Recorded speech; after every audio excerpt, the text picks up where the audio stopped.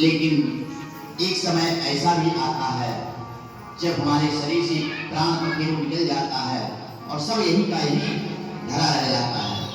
उस समय साथ क्या आ जाता है? केवल और केवल हमारा किया हुआ कर्म, वो सत्कर्म हो अथवा दुष्कर्म हो, पुण्य हो या पाप हो, वही गठरी साथ जाएगी, दूसरा कोई साथ जाने वाला नहीं।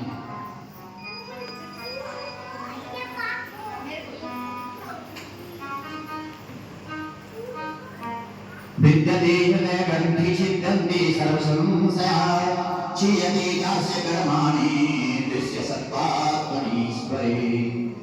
जब उस परम तत्व का हमें बोध हो जाता है तब हम अपनी वास्तविक संबंध को पहचान पाते हैं कि हमारा सच्चा संबंध किससे होना चाहिए, हमारा अपना कौन है। जब तक उस परम तत्व का ज्ञान नहीं होता तब तक हम मिथ्या सांसारिक सुख को, सांसारिक संबंध को अपना मानते रहते हैं और दुखी होते हैं और पुनः जन्म पुनः मृत्यु का चक्कर में पड़े रहते हैं। सौनक जी कहते हैं कि भागवत जी की उत्पत्ति कब, कहां और कैसे और किसके द्वारा हुई। सुखदेव जी महाराज कह रहे हैं कि हे ऋषियों, द्वापर के अंत में पराशर ऋषि और वसु कन्या सत्यवती के गर्भ से साक्षात भगवान की ही कला अवतार श्री हरि कृष्ण द्वैपायन वेद व्यास जी का प्राकट्य हुआ। प्रेम सुनिए श्री व्यास जी महाराज की। कलयुग के कलुषित प्राणियों का कल्याण करने के लिए व्यास जी ने एक वेद के 4 भाग किया। पहले वेद एक ही था, उसी वेद का व्यास जी ने अपनी बुद्धि, अपनी ज्ञान के द्वारा 4 भाग किया, जो कि 4 वेद के नाम से जाने जाते हैं। वेद कौन कौन से 4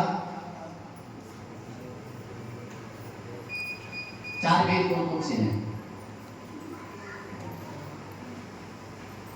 सामवेद, अथर्ववेद, यजुर्वेद और ऋग्वेद।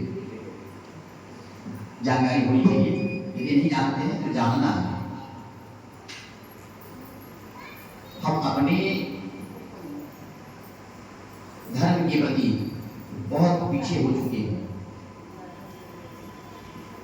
दूसरा कोई धर्म नहीं है, दूसरा पंथ है, लेकिन हम अपने सनातन धर्म के प्रति बहुत पीछे हो चुके हैं। अपने बच्चों को इसके प्रति कभी जानकारी देने का प्रयास नहीं करते। हम खुद ही नहीं जानते तो बच्चों को क्या जानकारी देंगे।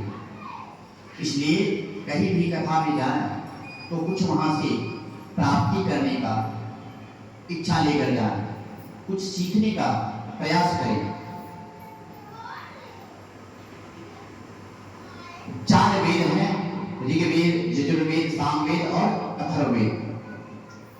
पहले एक ही वेद था, उस एक ही वेद का ही 4 भाग किया कि किसने? श्री वेदव्यास जी ने। और 5वां वेद कौन सा बनाया जानते हैं? महाभारत। महाभारत की रचना की, एक एक करके व्यास जी ने 70 पुराण लिख दिए, फिर भी उनके मन में शांति नहीं मिली। जब हम किसी चीज को बनाते हैं, हमारे मन में इच्छा होती है कि हम किसी चीज का सृजन करें, तो बड़े भक्ति भाव से, श्रद्धा से संलग्न होकर के उस चीज को बनाते हैं। बनाने के बाद तब भी यदि हमारे मन में संतुष्ट नहीं हो, शांति नहीं मिले, तब क्या